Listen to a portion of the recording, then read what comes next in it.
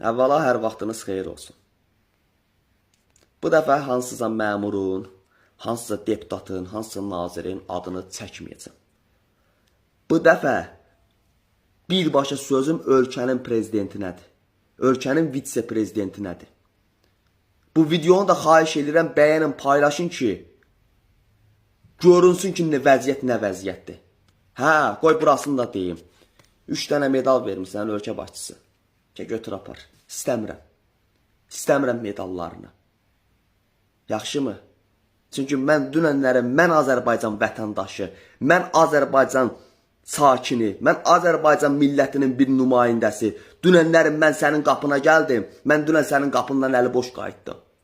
İndi burada bəzi trollar, şərəfsizlər durub yazacaq ki, bu nə danışır, bu nə bilim, niyə belə eləyir? Şərəfsizlər, bir qeyrətlər, ay alçaqlar, dünənləri mən hara